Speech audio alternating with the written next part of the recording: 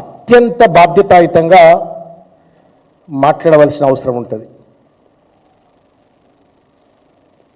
ఏమాత్రం కూడా ఈ దేశ ప్రతిష్టకు కానీ ఈ దేశ ప్రజల యొక్క ఔన్నత్యానికి కానీ భంగం కలగకుండా మాట్లాడవలసినటువంటి కనీస బాధ్యత ఆయా పెద్ద మనుషుల పైన ఉంటుంది. కానీ బాధ్యత మరచి ఏం మాట్లాడుతున్నానో అనేటువంటి అంశం పైన కనీస అవగాహన లేకుండా సొల్లు పురాణం మాట్లాడుతూ గౌరవనీయులైన తెలంగాణ రాష్ట్ర ముఖ్యమంత్రి శ్రీ రేవంత్ రెడ్డి గారు తెలంగాణను అప్రతిష్ట పాలు చేసే ప్రయత్నం చేసినారు, దేశాన్ని అప్రతిష్ట పాలు చేసే ప్రయత్నం చేసినారు.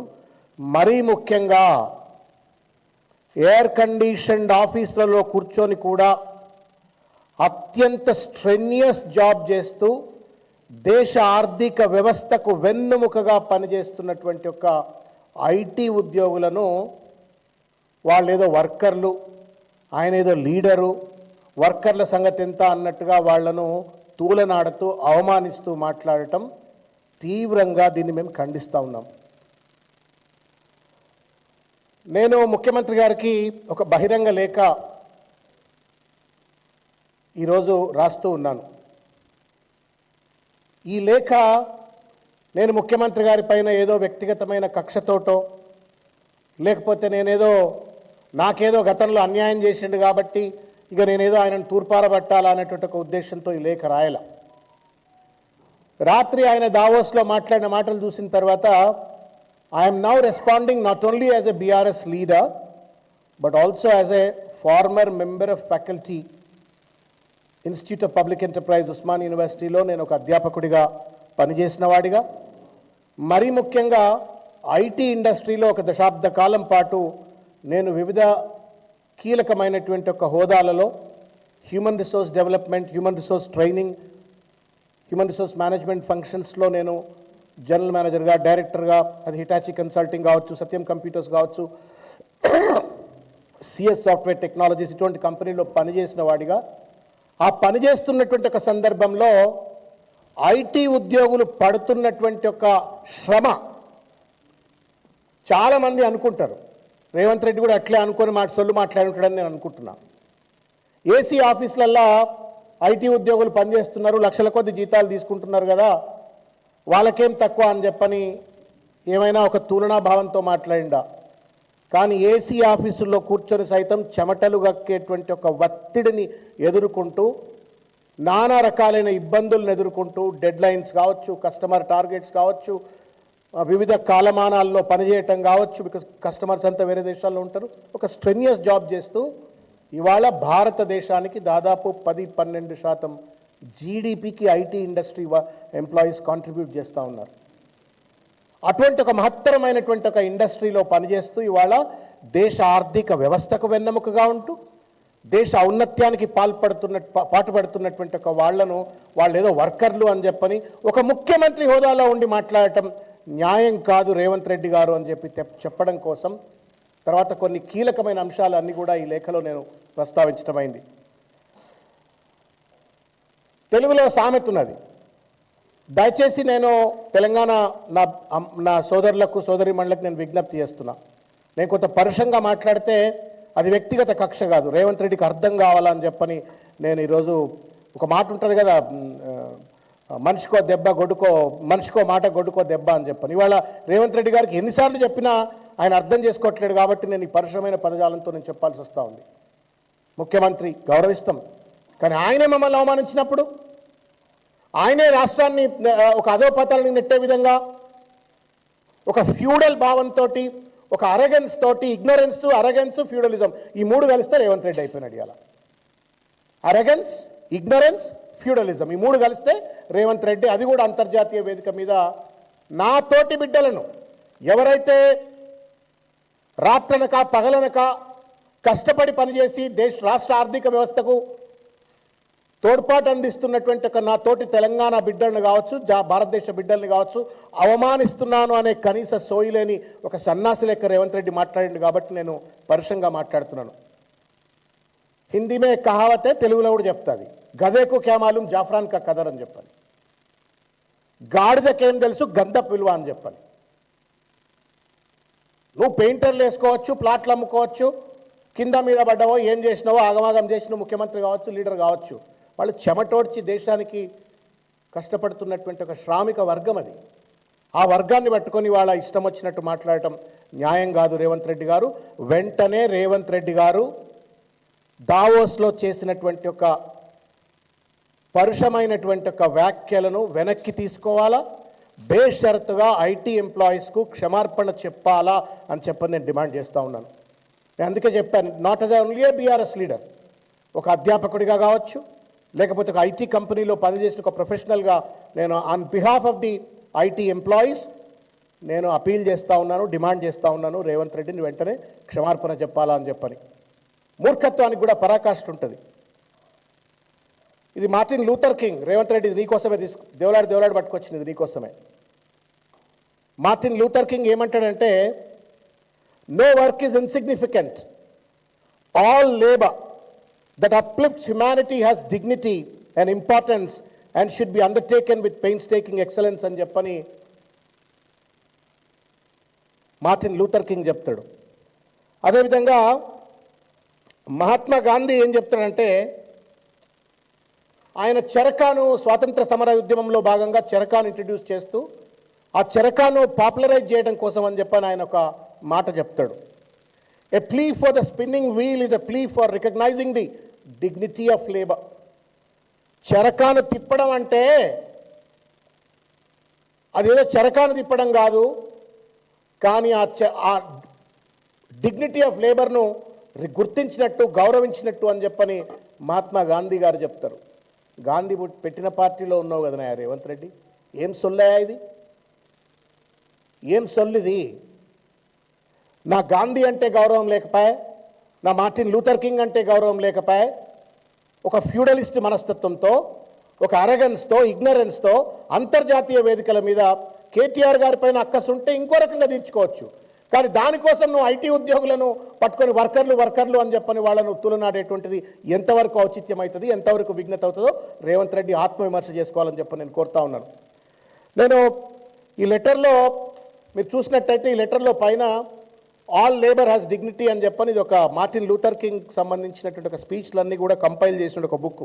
నేను రేవంత్ రెడ్డి గారికి అపీల్ చేస్తున్నా, నువ్వు కొనుక్కోకపోతే నేనైనా కొని పంపిస్తాయి. నీకు 1700 రూపాయలు ఏమో అవుతుంది, పేపర్ కవర్ అయితే 5-6 వేలు ఏమో హార్డ్ బౌండ్ అవుతుంది, అమెజాన్లో దొరుకుతున్నది. ఇది all labour has dignity, Martin Luther king junior. ఈ పుస్తకం చదువు ఒకసారి. సొల్లు మాటలు మాట్లాడడం కాదు ముఖ్యమంత్రి, ఏడబడుతుంది. పోతివి లాస్ట్ టైం దావస్కు పోయి ఐటీ అంటే న్యూక్లియర్ చైన్ రియాక్షన్ అని వస్తుంది, సరే అంటే అన్నవులే అనుకున్నాం. ఇప్పుడు పోతుంటే ఐటీ ఉద్యోగులను పట్టుకొని వాళ్ళు వర్కర్లు, మేము లీడర్లు అని చెప్పని నువ్వు వాళ్ళను తూలనాడే ప్రయత్నం చేస్తూ ఉన్నావు. ఎంతవరకు న్యాయం రేవంత్ రెడ్డిది? ఎంతవరకు న్యాయం ఇది? శ్రమ తెలియదు నీకు, ఎందుకంటే మంది శ్రమ మీద నీ కోటగోడల నీ రాజకీయ సౌదాలను నిర్మించుకున్నావు కాబట్టి నీకు శ్రమ తెలియదు. మాలాంటి వాళ్ళ కష్టం మీద ముఖ్యమంత్రి అయినావు రేవంత్ రెడ్డి. నువ్వు ఎలా అనేక మంది, నాకు బాగా గుర్తు, ఎంత దుర్మార్గమైన ఒక ఫ్యూడలిస్ట్ మనస్తత్వంతో రేవంత్ రెడ్డి గతంలో మాట్లాడినా నేను ఒకసారి గుర్తు చేస్తున్నా. ఒకటే కులపొళ్ళు అన్ని రాజకీయ పార్టీలు రాజకీయాలు చేయాలా, ఒకటే కులపొళ్ళు వాళ్ళే అధినేతలుగా ఉండాలా, ఇంకో ఏ కులపోరు కూడా రాజకీయం చేయొద్దు, వాళ్ళేదో పెట్టి పుట్టినట్టుగా ఆ ఫ్యూడలిస్ట్ మనస్తత్వంతో ఆయా పార్టీల్లో ఉన్నటువంటి ఒక అణగదొక్కబడ్డ వర్గాల వాళ్ళను ఎట్లయితే అవమానించిందో, ఇవాళ వాళ్ళు రాత్రనక పగలనక అనారోగ్యానికి గురైనప్పటికీ కూడా అనేక కష్టాలు నష్టాలు భరించి వాళ్ళ పనిచేస్తూ ఐటీ ఉద్యోగులు అంటే ఇన్నోవేషన్, టెక్నాలజికల్ ట్రాన్స్ఫర్మేషన్. వాళ్ళ భారతదేశానికి ఎంత పెద్ద ఎత్తున గర్వం లభించింది, గౌరవం లభించింది అంటే దానికి కారణం ఏంటి అంటే మనం సాధించినటువంటి ఒక ఇన్ఫర్మేషన్ టెక్నాలజీ రంగంలో మనం సాధించిన ఒక విజయాలు. ఇవాళ ఏ దేశానికి పోయినా ఇవాళ IT professionals of India work, వాళ్ళందరినీ వర్కర్స్ అని చెప్పి తీసి పడేస్తున్నాం. A painter turned into a leader can have a respect, but a technology graduate turned into a IT professional should not have a respect. He should be treated as a worker. ఎంతవరకు న్యాయం చెప్పండి ఇది? Is our chief minister. భారత రాజ్యాంగం చెప్తుంది, ప్రియాంబుల్లో చెప్తుంది, ప్రతి ఒక్కళ్ళకి కూడా ఈక్వల్గా గౌరవం ఇవ్వాలని చెప్పని. నీకు ప్రియాంబుల్ మీద గౌరవం లేకపాయే, రాజ్యాంగం మీద గౌరవం లేకపాయే, మహాత్మా గాంధీ మాటల మీద గౌరవం లేకపాయే, మార్టిన్ లూథర్ కింగ్ ఏం చెప్పిండో అర్థం చేసుకోకపోతే ఒక మూర్ఖత్వంతో, ఒక ఫ్యూడలిస్ట్ మనస్తత్వంతో వాళ్ళ ఎవరిని పడితే వాళ్ళని అవమానించడం న్యాయం కాదు అని చెప్పని సందర్భంగా నేను తెలియజేస్తూ రేవంత్ రెడ్డి గారికి నేను మరొక్కసారి ఈ లేఖ ద్వారా నేను విజ్ఞప్తి చేస్తూ ఉన్నాను. ఈ లేఖ ద్వారా విజ్ఞప్తి చేస్తూ ఉన్నాను, ఎట్టి పరిస్థితుల్లో ఇంకొక విషయం, సమయం సందర్భం అని ఒక మాట అంటాం మనం. ఏ సందర్భంలో ఏం మాట్లాడాలనేటువంటిది కనీస విజ్ఞత చిన్నపిల్లాడైతే చెప్పొచ్చు. ఇప్పుడే పెయింటర్ ఉద్యోగం వదిలిపెట్టి లీడర్ అయిండు అంటే చెప్పొచ్చు. ఆయన ఎప్పుడో పెయింటర్ వదిలిపెట్టే ఎమ్మెల్సీ అవుతుంది, ఎమ్మెల్యే అవుతుంది, ఎంపీ అవుతుంది, ఇప్పుడు ముఖ్యమంత్రి అవుతుంది. ఇన్నేళ్ల రాజకీయ ప్రస్తావన ఉన్న తర్వాత కూడా ఏ సందర్భంలో ఏం మాట్లాడాలో తెలియద్దా? ఏది పడుతుంది మాట్లాడేస్తావా?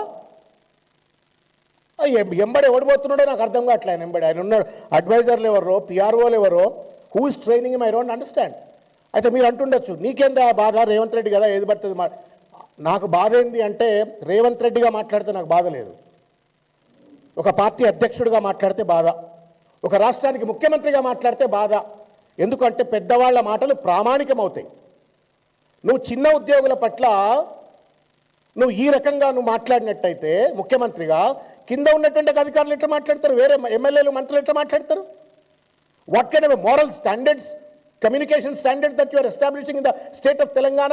కేసీఆర్ను తిడుతుంది, కేటీఆర్ను తిడుతుంది, కేటీఆర్ కొడుకును తిడుతుంది, ఎవరిని పడితే వాళ్ళని ఏది పడితే అది చిన్న కులపోలను తిడుతుంది, ఆఖరికి వాళ్ళ దేశ ఆర్థిక వ్యవస్థకు వెన్నెపూసలా ఉన్నట్టు ఐటీ ప్రొఫెషనల్స్ కూడా ఇవాళ వాళ్ళేదో వర్కర్లు అని చెప్పని మాట్లాడుతున్నాడు.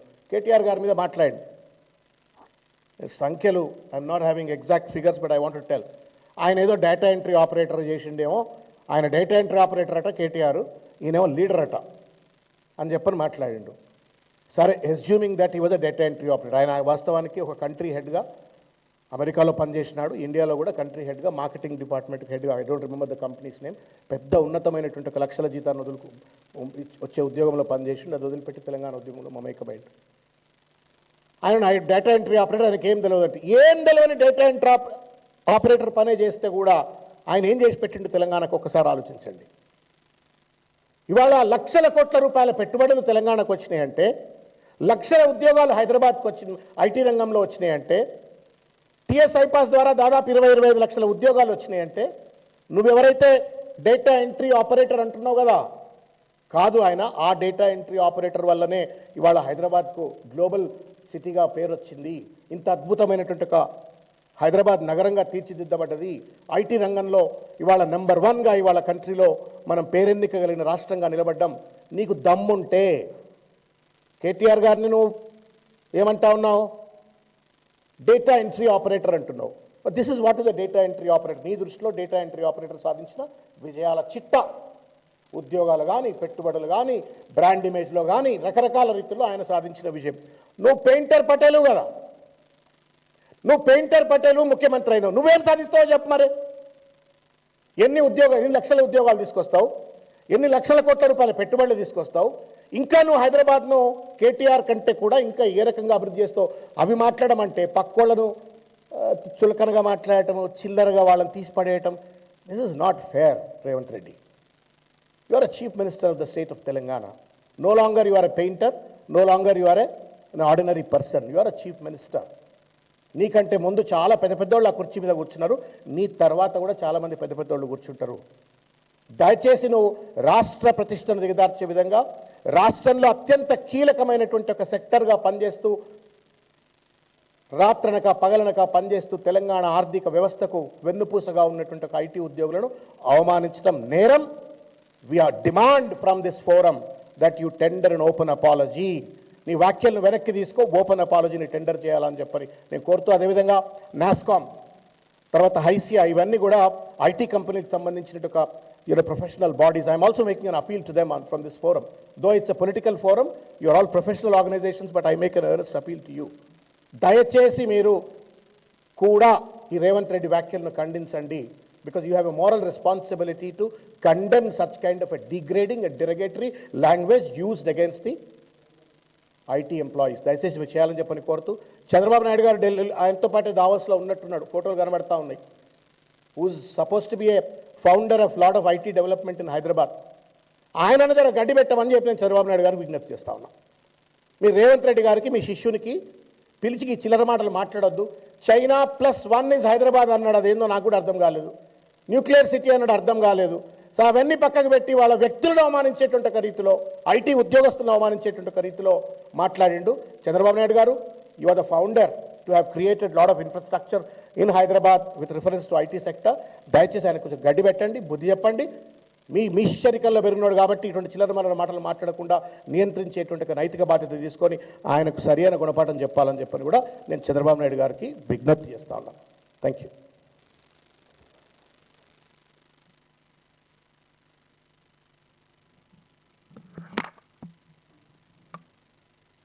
ఆహ్వానించి